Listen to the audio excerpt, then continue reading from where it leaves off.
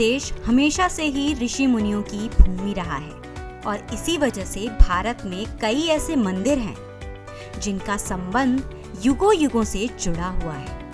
और ऐसा ही एक मंदिर है दूधेश्वर नाथ मंदिर, जो देश की राजधानी दिल्ली से लगे गाजियाबाद में स्थित है। दूधेश्वर नाथ मंदिर को सबसे प्राचीनतम मंदिरों के इतिहास और पौराणिक युग का एक प्रत्यक्ष उदाहरण माना जाता है।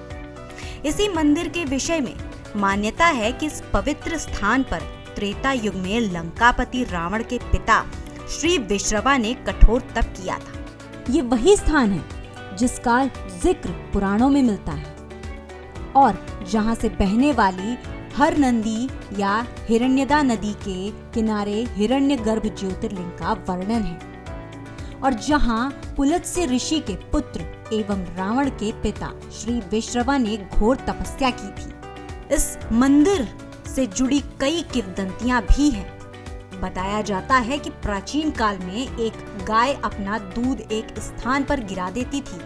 काफी लंबे समय तक ऐसा होने पर गाय के मालिक ने उस गाय पर नजर रखी।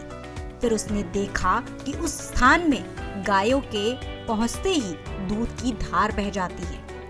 ये पूरा किस्सा ग्वाले ने गांव वालों को आकर बताया, जिसके बाद गांव के लोग उस स्थान पर पहुंचे तो वहीं दूसरी ओर कोट नामक गांव में उच्च कोटि के 10 नामी जूना अखाड़े के एक सन्यासी सिद्ध महात्मा को भगवान शिव ने स्वप्न में दर्शन दिए और उस स्थान पर पहुंचने का आदेश दिया। सुबह इधर गांव वाले पहुंचे और दूसरी तरफ से महात्मा अपने शिष्यों के साथ इस पावन स्थल पर पहुंचे। इसके बाद खुदाई शुरू की गई। खुदाई के बाद शिवलिंग नजर आया। गायों का दूध गिरने से इस जगह का नाम दूधेश्वर नाथ पड़ा और यही शिवलिंग की स्थापना की गई। पुरातन में भगवान दूधेश्वर की महिमा रही है कि ऋषि विश्वेश्वरा द्वारा, रावण के पिता ऋषि विश्वेश्वरा द्वारा ये यहाँ पे स्थापित हैं, जो स्वयंभू हैं, प्रागट्य हैं। और कभी ये टीले में था, टीले की खुदाई हुई है, उसके बाद शिवलिंग का प्रागट्य हुआ है। दूध आती थी, चरवाहे साथ में आते थे।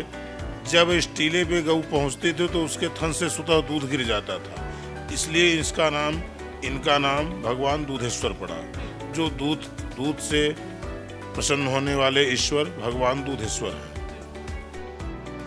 दूधेश्वर नाथ जी का ये सिद्ध पीठ मंदिर गाजियाबाद ही नहीं बल्कि देश के सबसे प्राचीन मंदिरों में से एक माना जाता है। श्री दूधेश्वर नाथ मठ मंदिर में गर्भगृह के बराबर में ही मंदिर के सिद्ध संतों की समाधियां बनी हैं। बताया जाता है कि इन सिद्ध संतों ने यहाँ जीवित समाधि ली थी।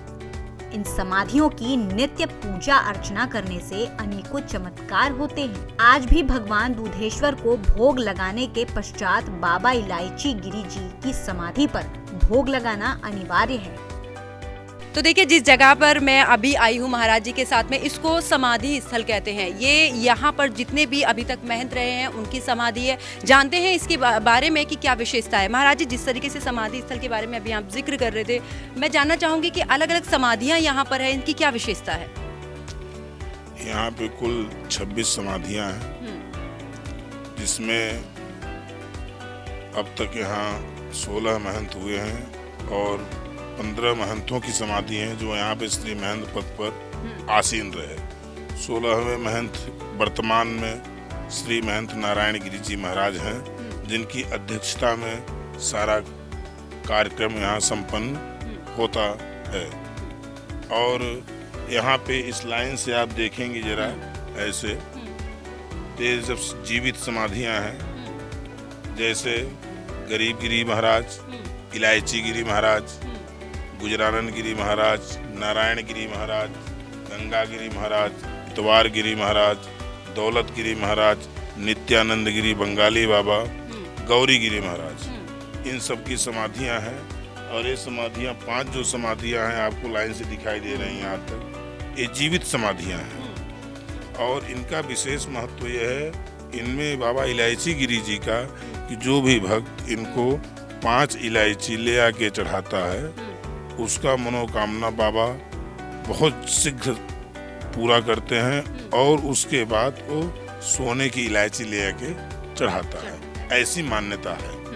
अगर महाराज जी मैं बात करूं, जिस तरीके से आप जीवित समाधि की बात कर रहे हैं, तो ये समाधि, जीवित समाधि और जो बाकी समाधि, दोनों में क्या अंतर होता है? जीवित समाधि और समाधियों में अंतर यह है कि एक समाधि होती है जब शरीर शांत हो जाता है, डेथ हो जाता है, उसके बाद समाधि दी जाती है। एक समाधि वो होती है कि वो संत कह के कहते हैं कि समाधि हमारी खो दो और हम समाधि लेने की इच्छुक हैं, तो वो जीवित ही बैठ जाते हैं उस समाधि के अंदर, तो उसको जीवित समाधि बोलते हैं। जी। यहाँ पर जितनी भी समाधियाँ हैं, तो क्या ये वही समाधियाँ हैं अभी तक जितने महंत यहाँ पर रहे हैं मंदिर में? नहीं, ये पूरी जीवित समाधियाँ नहीं है। मैंने आपको बताया कि यहाँ पे जो 16 महंत हुए हैं, तो उसमें से 15 महंतों की समाधि यहाँ है, और जो वर्तमान महंत श्री महंत नारायण गिरी जी महाराज हैं, वर्तमान में जिनकी अध्यक्षता में समस्त कार्यक्रम यहाँ पे पूर्ण होते हैं। जी। ऐतिहासिक सिद्धपीठ श्री दूधेश्वर नाथ मंदिर मठ मंदिर की श्री महंत परंपरा अति प्राचीन और समृद्धशाली है। इस परंपरा में ऐसे ऐसे सिद्ध संत महात्मा हुए हैं जिन्होंने न केवल मंदिर के उत्थान के लिए कार्य किया, बल्कि आध्यात्मिक और सामाजिक क्षेत्र में ऐसे अभूतपूर्व कार्य किए जो आम आदमी को अचंभित कर देने वाले हैं। इसके अलावा और भी कई ऐसे चमत्कारी कार्य इस मंदिर में हुए हैं जिसको लेकर विज्ञान भी नतमस्तक है। न्यूज़ वॉच इंडिया के लिए गाजियाबाद से पंकज यादव की रिपोर्ट।